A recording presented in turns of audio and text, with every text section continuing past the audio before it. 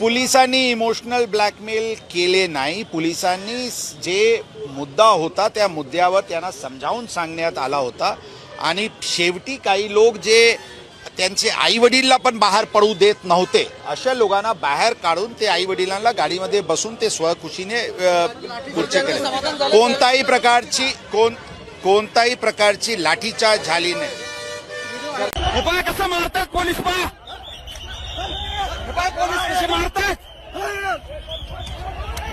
एका चिमुकलीला बलात्कार केला आणि हे मारतात.